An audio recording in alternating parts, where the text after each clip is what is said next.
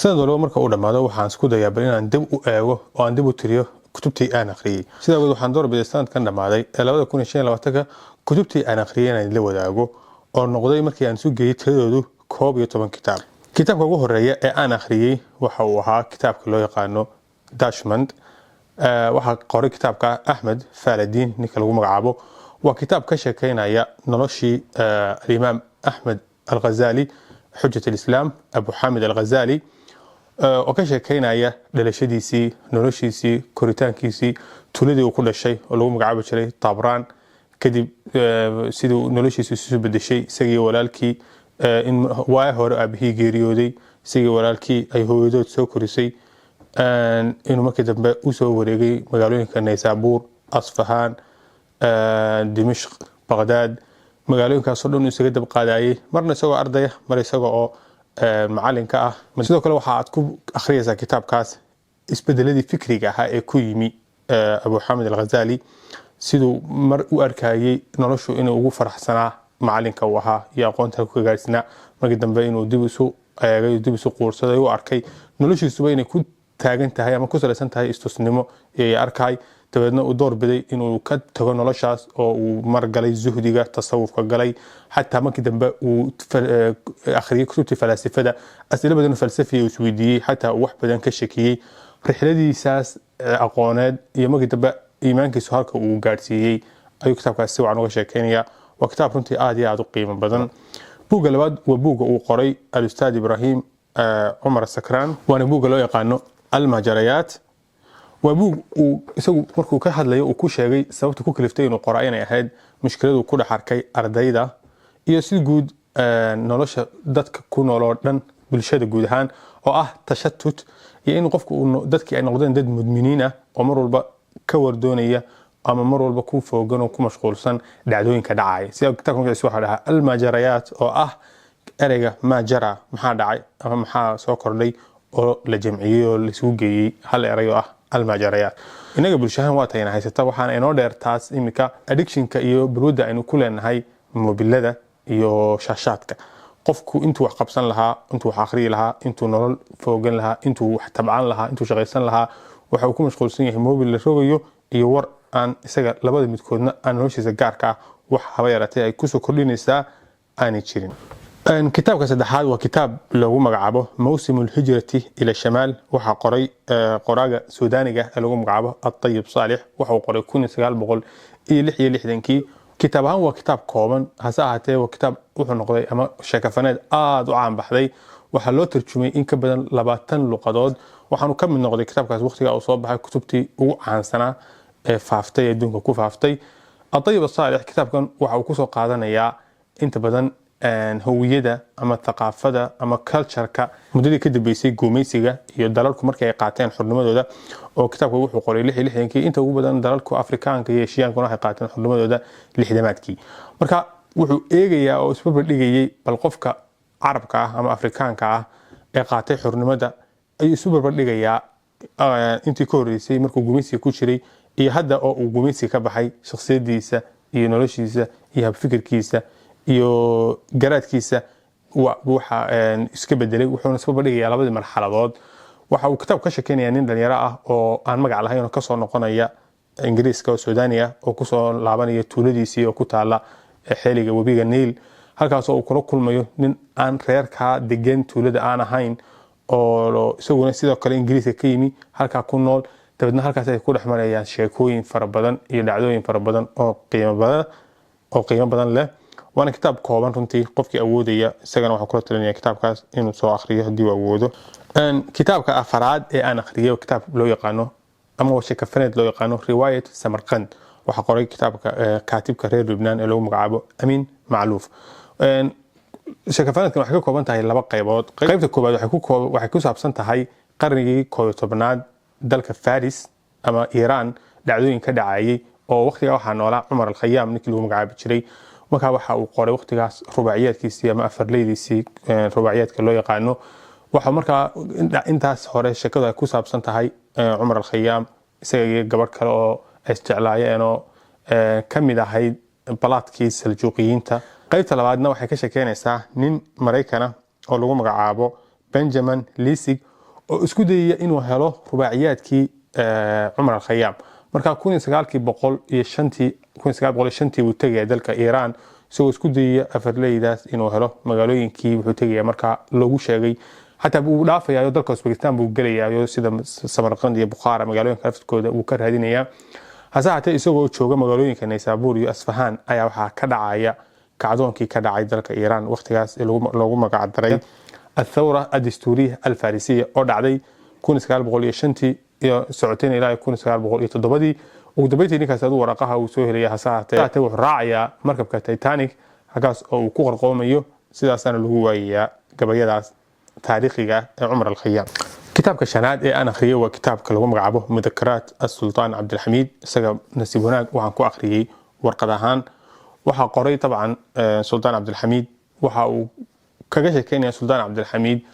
وقتي ترى وقبتي انتي وحيي سدح سدس سنوات بوحيي كوني يو سيداد بقولي لحي ستيتنكي كوني سقال بقولي سيداد دين حلكة ولا جحي بيجي مدة وحيي رنتي وحا لغو قاعدي ويرر بقان صحافة التركية haday tahay cadawga dibadda dalka uu lahaa haday tahay carabti muslimiinta ahayd haday ay tahay waxa loo bixiyay Kizil Sultan ama Sultan al-Ahmar sultaankii casaa ee dhigyacabka ahaa waxa uu ka sheekeynaya sidoo uu la macaamuli jiray nimankiisa ka soo horjeeday sida Madhad Pasha Anwar Pasha niman badan oo kamid ahaa ciidankiisa madaxdiisa bal wasiiradiisa ka tirsanaa oo hadana uu ku ogaanay yihiin niman la shaqeynaya khaayiniinta ama ahaa maasuuniyiinta adana uu ka warqabay oo uu kaadinayay isagoo wax badan dhowraaya وكتاب هذا قيم بدن فهمتي وكتاب تاريخ بدن بين هو كسب سلطان عبد الحميد يدول دو عثمانية دبا wax badan oo kamida cadeynaya mana كتاب بدن ama وين هو كتاب جيس ku kooban 240 bog oo kaliya كتابك تoddobaad وكتاب isagana aan ku akhriyay PDF waxa la yiraahdaa الديمقراطية الجذور وإشكالية التطبيق waxa qoray ninka loogu yaqaano محمد الأحمري oo ah nin Sacuudiyana saade qadar ku nool wuxuu ku doodayaa ama uu aaminsan yahay dimuqraadiyaddu inay tahay habka ugu macquulsan ee maanta muslimiintu ay kaga bixi karaan dhibaatooyinka haysta wasla dooda uu ku doodayo Dr. Mohammed Mukhtar Shanqidi kitabkiisa loo yaqaano al-azmatu ad-dasturiyyah fi al-hadarat al-islamiyya oo uu sheegayo inta muslimiintu ay soo maamulayeen oo dhan waxay ahaayeen boqortooyooyin dhiig in badan daadinayay waxa ugu badan la isku leenayna waxay ahayd sharciyada iyo maamulka marka wuxuu sheegayaa inay tahay dimuqraadiyaddu habka ugu haboon ee la isku maamuli karo lana qalad fahmay oo culimadu waxay ka dhigaan ama ku sheegaan buuri inay tahay dimuqraadiyaddu al-hukmu lishacb in shacabku uu xukunka leeyahay halka dhabahaan ay tahay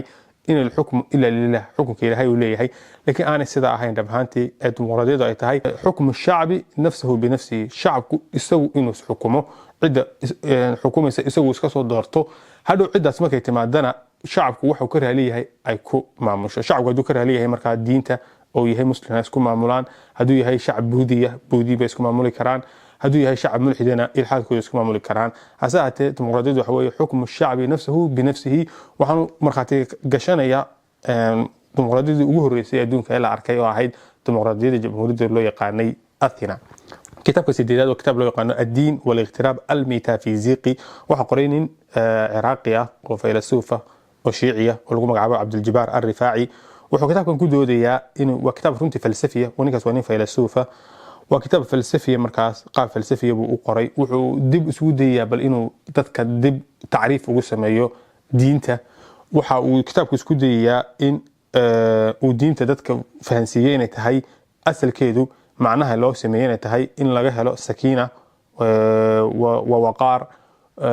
وإن لغو حصيلو إن لغو دغو إن نفط الروح iyo jasadkuba ay quud helaan ee aan ahayn kaliya macnaha meesha ku qoran in lagu dhigo waxa uu kitaabku isku dayayaa inuu dadka ka xoreeyo waxa uu u bixiyay at-tadayyun al-mutadakhim tadayyunka ama diin sheegashada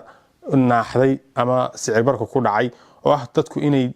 muuqaal diimeed la wada yeesho iyadoo hoosta ama ruuxdu ay maran tahay waxa uu sheegayaa laftirkeedu inay diintu dadka ay tahay inay fahmaan in ra'yiga ka mukhalifka ah ka aragtida duwan inaad aqbasho oo aan ahayn qasab in la dilo sheeko dhacday yar soo qaadanaya wuxuu yiri nin ugu magacaab jiray Khalid bin Abdullah al-Qasri oo ahaa barasabkii waasit waqtigii Amawiyiinta ayaa sanadkii 124 hijriga ama 120 hijriga ahaa maalin ciidii adxa ahayd buu dadka soo hor istaagay khudbadii markii la dhameeyay ciida kadib ayaa wuxuu dadkii ku yiri iska udhaxaysta oo neefaf arigiina qasha anigu waxaan ku udhaxaysanaya oo aan qalaya Al-Jacd ibn Dirham ninka la dhaho Al-Jacd ibn Dirham maxaa lagu qalaya lagu dilaya lagu banaystay dhigiisa wuxuu sheegaya kaliya inuu ninkaasi aaminsanaa laba shay kow sifaadka Ilaahay buu diiday ninkaas labana wuxuu aaminsanaa khalq quraanku inuu makhluuq yahay waa aragti ay qabeen mu'taziladu marka dib loo raaco oo ay uga jeedeen ama fikir عقلي أنت كشغيسيين لجاري إلهي إن لجنا الزهو وحكي ستو بني آدم كهو أكيسينية ما كان لنا جاي فكر ويا دوني يقف كني لم وناسنين وآدو لكن وكو غلطمي ما حد عاي ولا عبوري ولا لاي الجعد من درهم مين بركوكو هوس جور عينين كاس خالد بن عبد الله القصري واحد عاي ما كان معتزلي وحين تكدم بيه ده كستو فكر كامل سنة وحين تكدم بيه إن أي بحثان إن أيقونا أي أول استعمالان ما كده بوحي أول يشين دولة عباسية ده واحد دالان بقى إن كان على عيان نمكي المأمون لو مجعب الشري المعتصم يجي الأود له استعماله مركا أو استعمالا أهل السنة ونجى جرنا مركا فتنة خلق القرآن وحي كدعي وحوراني مركا هدي أن وقت قال الجعد بن درهم يدك عن سيدا ولا رغمين لبتدا كلمات معدين البغض يولد الانفجار عدادسكو وحو كينا انقرح مركا فكرتها العادية وحي كينان هدو اندباتا اي تمادو تسالة وسوقة تباهيد كتاب سجالات أنا قريه وكتاب كله يقانو 5 languages of love لغات الحب الخمس شنت اللغات شعيلك وكتاب سوكو باية لغتها شعيل كويني هنشون لغات قف كاستانو كوامد كميدا كوهدلو وأي تهاي قفكو إنو راديو مركا يسوي كوهدلو يتا أولماني كوهدلو شنت اللغات دي عينو دول مرنو حاوي كليهين لرجلينتا واختسينتا هديدها تبادل الهدايا qofka inaad u qabato wax khidmada ama adeeg aad u qabato iyo xiriirka badaniga qofka inaad taabato ama xiriir jasadiisa dhex maro waa kitaab runtii aad u qiimo badan oo qofka fahansiinaya laga yaabo adigu qofkaagan kale ee aad fahmi la adahay dhaqamadiisa inuu ku hadlo afka jacaylka aad ku hadasho af aan ahayn hadii la ka dhigo waxaan nooga soo sameyn doonaa muuqaal isaga u gaara mana aha kitaab weyn oo balaaran waxa uu ka kooban yahay 191 bog oo kaliya كتاب كتبناد وكتاب كله يقانو ثلاثية قرناطة سدحليدة قرناطة وكتاب عن كسمي سجى مقال قارة مسميه فلانقين قارة بقولي هاي وكتشرة يوتيوب كي فيسبوك جبا وحقرتي رضو عاشور وحوكش كان يا طبيعة قادة الدولة دي قرناطة مسلمين تمكي لقبصدية اللي بتوين كل عاي سجى أوريدي هوران أوصى سمي مقال ليها فوقان مايو كتاب قدام بيا كتبنادنا وكتاب كسجنا عن كسمي فلانقين أو قري في دورتي ستيفيسكي إلى يقان الليالي البيضاء ama habeenada cadada ka muuqaalku dheeraade mar raba inta ka badan sii dheeraado hadii la ka dhigo muuqaalka ku xiga waxaan kula wadaagi doonaa buuggii ugu horeeyay ee aan akhriyay sanadkan hadii la ka dhigo oo aan dhameeyay muuqaalkaas ayaan oo balan insha Allah taala wassalaamu alaykum wa rahmatullahi wa barakatuh